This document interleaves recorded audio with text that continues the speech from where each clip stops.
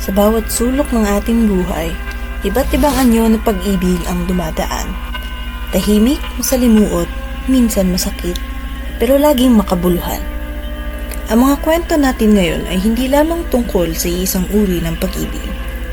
Ito ay tungkol sa mga alaala, mga sakripisyo, at mga pangarap na bumubuo sa puso ng bawat isa sa atin. Mula sa pagmamahal ng magulang, sa pagkakaibigan, hanggang sa pag-ibig na may halong pait at tamis, lahat ito ay bahagi ng kwento ng pagiging tao. Sa simpleng sandali, sa mga sulyap na walang salita, at sa mga yakap na puno ng damdamin, ating sisilipin ang iba't ibang mukha ng pag-ibig. Sa mga pagkakataong ito, sana'y maalala natin na kahit anong anyo man, laging may liwanag sa puso ng nagmamahal. Samahan ninyo ako sa isang maikling paglalakbay. Sa bawat paghinga, sa bawat titig, matutunghayan natin ang kwento ng iba't ibang uri ng pag-ibig.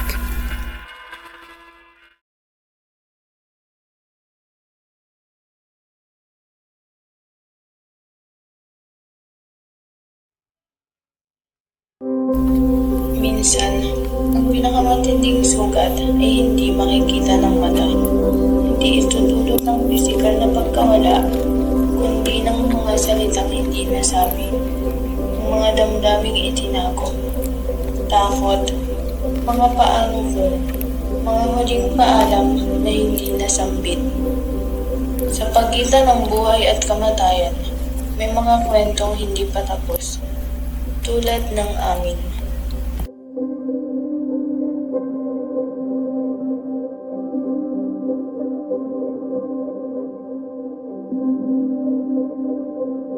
Oh, Kristen, kamusta ka na?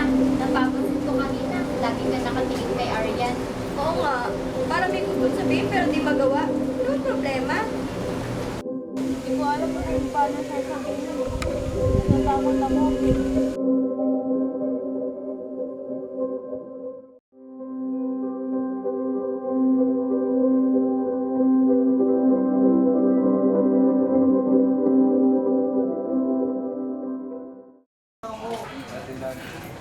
Utak? Ate? Kristen, ako to si Ate. Nandito pa rin ako, pero hindi ako magtatagal. Ate, miss na kita. Hindi ko alam kung paano ako mabubuhay nang wala ka. Kaya mo yan, Kristen. Pero hindi ka masaya. Kasi may tinatago yung puso. Ate, hindi ganun kadali. Hindi ko nga alam kung ganun din ang nararamdaman niya. Paano kung masira lang ang lahat? Sa pagmamahal, hindi laging may kasiguraduhan. Minsan, kailangan mo lang sumakal. Tinago mo na ng matagal ang nararamdaman mo sa akin. Ngayon, oras na para hayaan mo magsalita ang puso mo. Pero ate, paano kung mali ako? Paano kung hindi niya ako gusto? Paano kung hindi? Paano kung gusto ka rin na? Hindi mo malalaman kung hindi ka magsasabi. Huwag mo hayaan ang pagkamatay ko kung pigilan ka para mabuhay ng totoo. Kasi natatakot akong mawala rin siya. Ayokong maranasan ulit ang sakit ng pagkawala.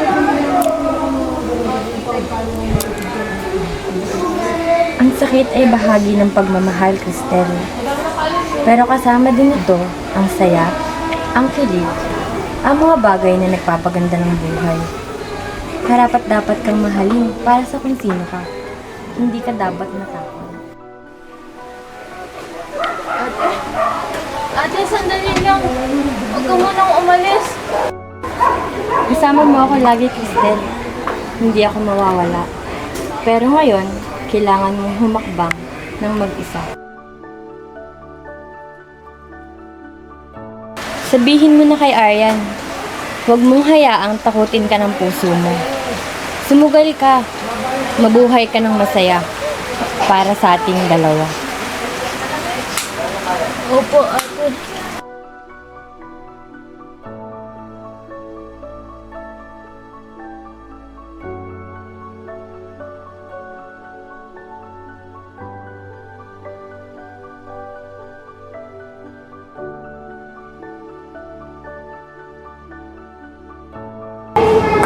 Hoy, Cristel! Ito na ang pagkakataon mo. Sabihin mo na! Tama, Stella. Huwag kang matakot. Alam namin na kaya mo.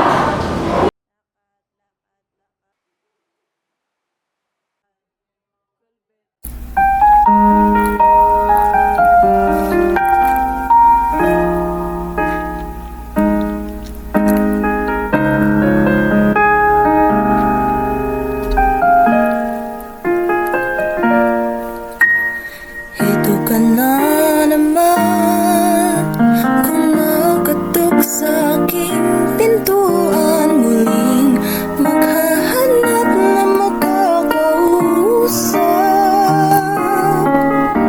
At eto naman ako, nakikinig sa mga kwento mo pa. Ulit-ulit lang, nagtitiis kahit nasasaktan. Ewan kung bakit pa hindi ka pa nadadala. Hindi ba't kailan lang nang ika'y iwanan niya. At ewan kung sa'yo, parang baliwala ang puso ko. Ano nga bang meron siya na sa'kin ay di mo makita? Kung ako na lang sana yung minahal, di ka na muling mag-isa. Kung ako na lang sana yung minahal, di ka na muling luluha pa. Di ka na mangangailangan pang humanap ng iba. Narito ang puso kong naghihintay lamang sa'yo.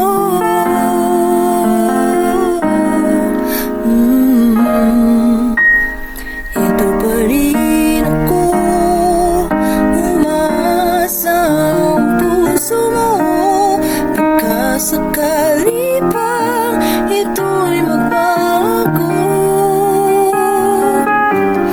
narito lang ako, kasama mo buong buhay mo. Kulang na lang, mahalin mo rin akong lubos. Ay kung kulang sana yung minahal, di ka na muling mag-isa. Kung kulang sana yung minahal, di ka na muling luluha pa. Di ka na mangangailangan pang humanap ng iba. Narito ang puso kong naghihintay lamang sa'yo. Kung ako na lang sana.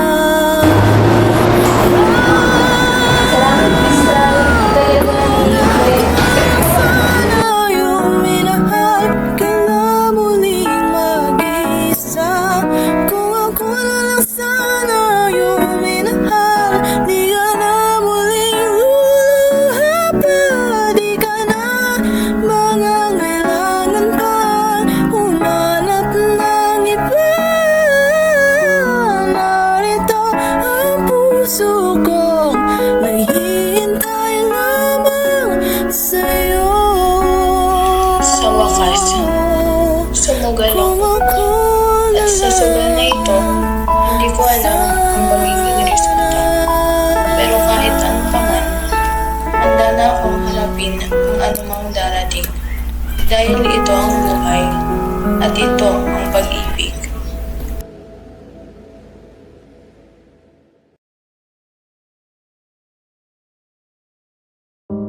Tahimik ang paligid at sa ilalim ng malaking puno ng balete, muling magkakasalubong ang landas ni Silvestre at Benjamin. Hindi nila alam, sinusundan sila ng dalawang iba pang puso na parehong sugatan, ang kanilang mga asawa.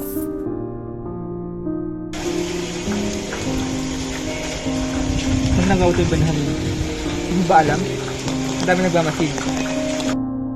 Alam ko, Silvestre, pero mas delikado pa ang magpatuloy. Magpanggap na walang nararamdaman. Hindi na ako makakatiis.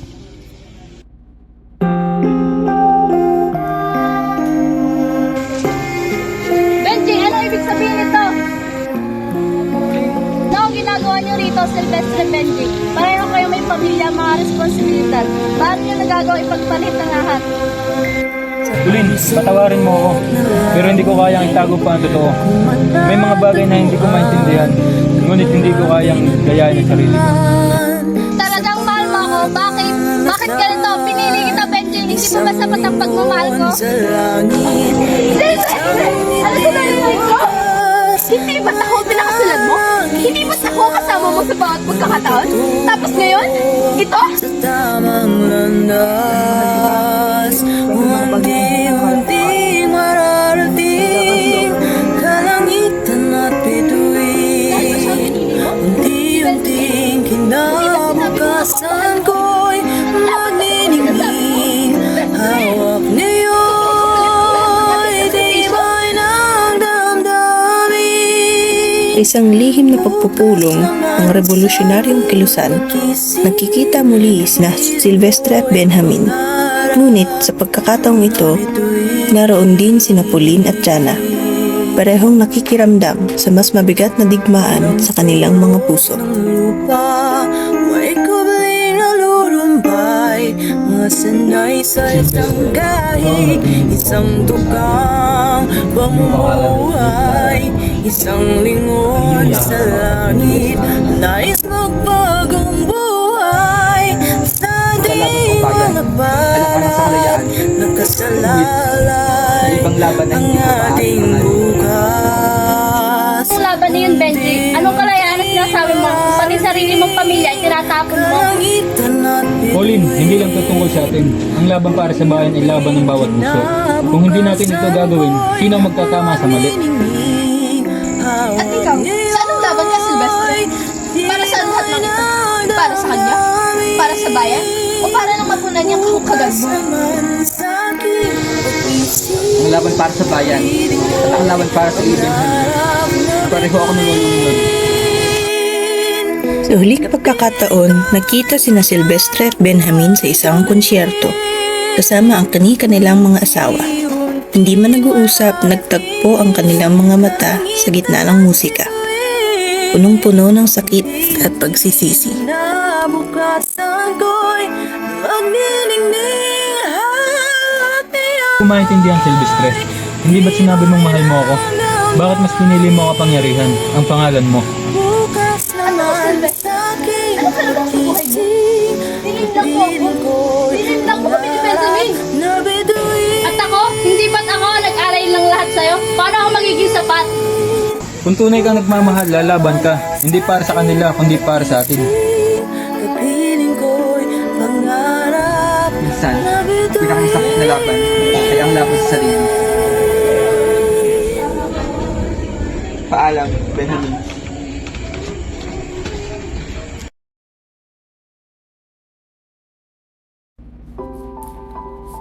Sa harap ng malaking mansyon ng pamilyang aristokrata, si Julio o Julia ay nagmamasid mula sa malayo. Ang isang anak na babae na pilitang magtago sa anino ng isang lalaking hindi siya. At sa di kalayuan, nakikita niya si Micaela, ang anak ng isang mataas na pinuno ng mga Espanyol. Huminto si Julio at tila huminga ng malalim sa pagkakalito sa kanyang nararamdaman. Ngunit paano kung sa ilalim ng maskara ng kasinungalingan, ang puso'y magkikising sa pagmamahal? Bakit ka ba dumating sa buhay ko? Isang pagkakamaling mas malalim pa sa anuman, ngunit hindi ko kayang sukuan.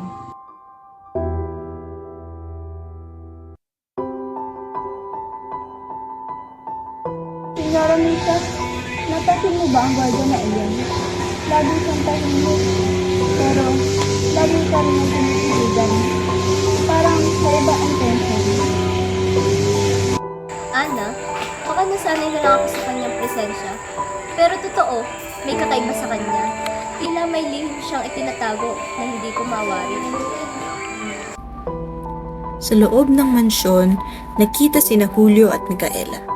Isang piging para sa mga mataas na tao ang nagaganap, at si Julio ay nasa gilid lamang nagmamasid.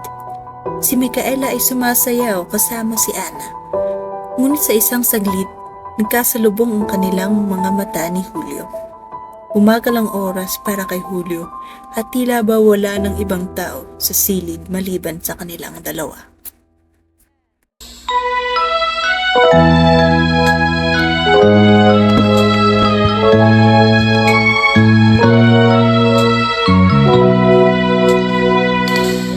Huwag magtaka kung ako ay di Ano ba talaga ang meron sa gwardiya na iyon?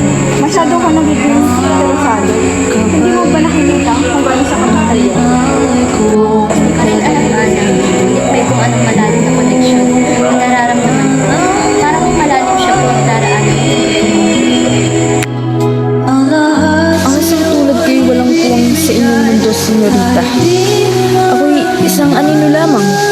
Isang bantay na nasa likod ng lahat.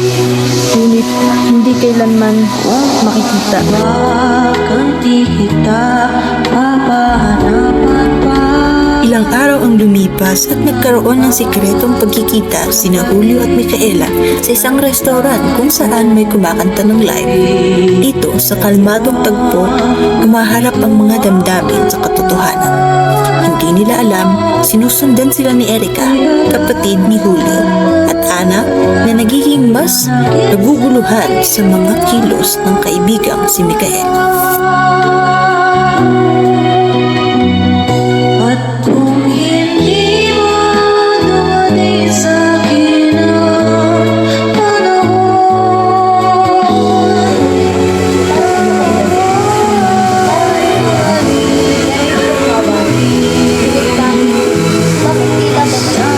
Bakit tila ba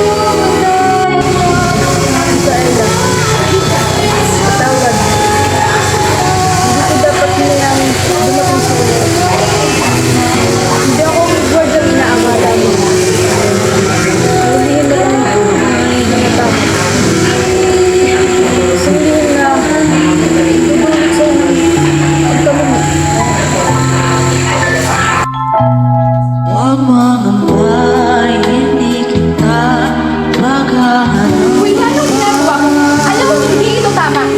Paano mo? Malaman nila ang totoo. Di ka dapat mabahala,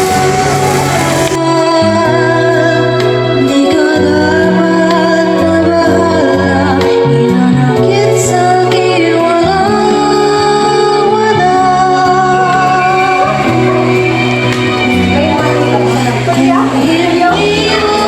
dumating sa akin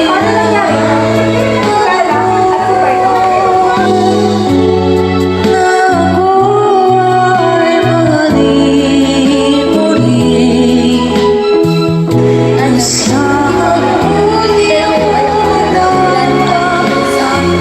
Hindi kasi nungaling na nararamdaman.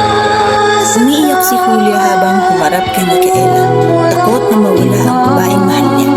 Ngunit sa kabila ng takot, hinawakan ni Micaela ang kamay ni Julio, puno ng pagtanggap, habang nakatayo sina Ana at Erica sa gilid, parehong naguguluhan, ngunit tahimik na tumatanggap. kung hindi mo dumating sa akin. Puso ko hindi nakakakita ng kasarian, Julia. Nararamdaman kong may espesyal sa'yo. At ngayon, mas naiintindihan ko na kung bakit. Hindi ito madali. Ngunit sa bawat tibok ng puso ko, ikaw ang kasama.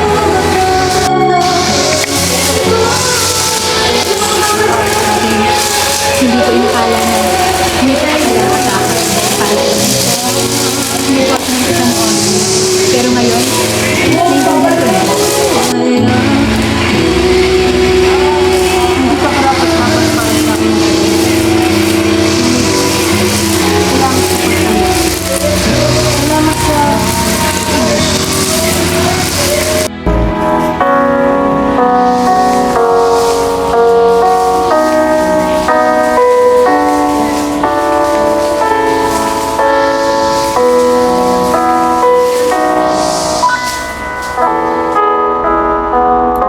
Sa likod ng mga anino, may mga pusong hindi matitinag ng kahit ano. Pag-ibig na wagas at totoo, hindi makakulong sa kasinungalingan o kasarian. Sa dulo ng lahat, ang mahalaga ay ang tapang na tanggapin ang sarili at magmahal kahit na hindi tanggap ng mundo.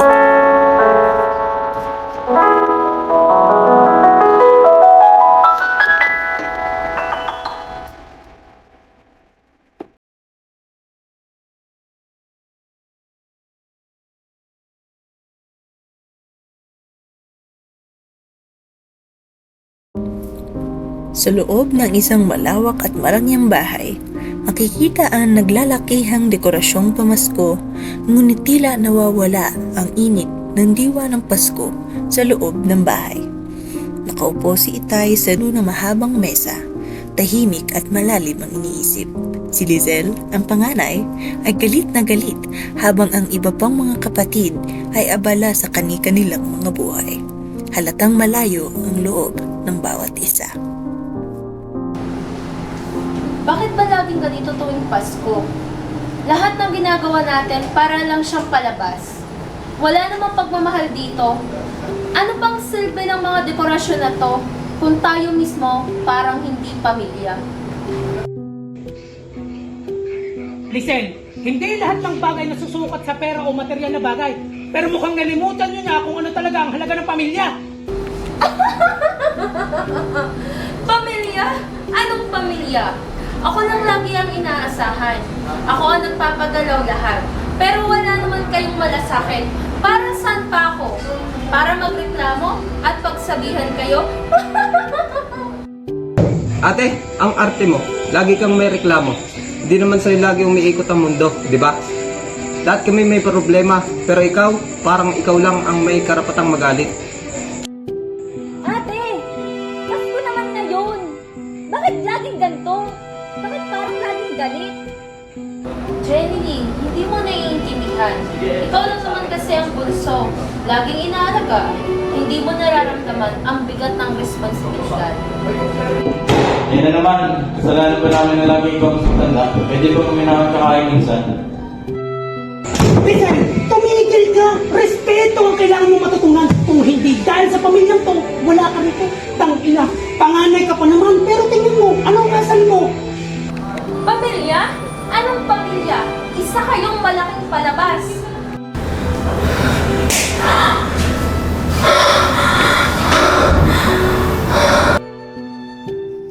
Noong araw na iyon, si Lizelle ay naglalakad mag-isa sa lansangan. Pilit ilinatago ang sakit ng kanyang loob. Nakarating siya sa isang park na puno ng ilaw ng pamasko. Naupo siya sa isang bench, hawak-hawak ang namamagang pisngi habang umiiyak. Habang nakaupo, narinig niya ang pamilyar na awitin mula sa entablado ng park. Isang kantang madalas marinig niya noon nung bata pa siya. Habang kumakanta ang isang babae sa entablado, unti-unting bumabalik kay Lizelle ang mga alaala ng mga Paskong masaya at simple, nung mahal pa nila ang isa't isa bilang pamilya.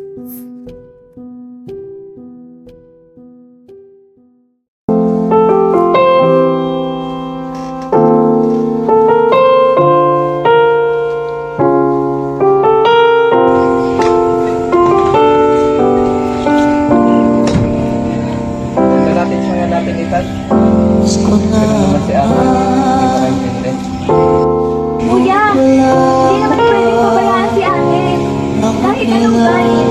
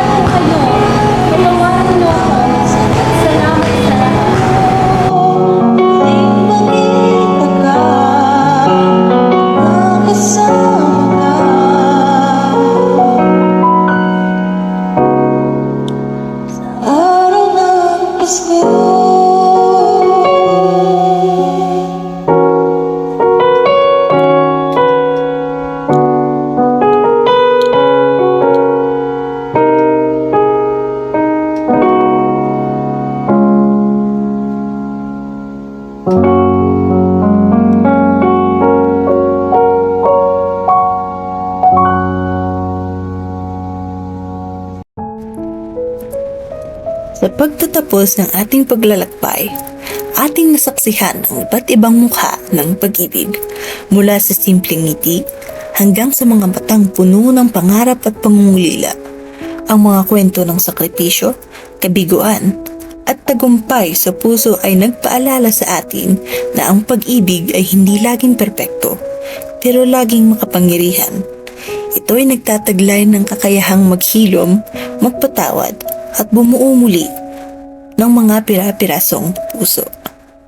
Ang ating mga kwento ay hindi nagtatapos dito, dahil ang pag-ibig sa bawat anyo nito ay patuloy na maglalakbay kasama natin sa bawat araw, sa bawat taong ating makakasama, sa bawat puso na ating mamahalin.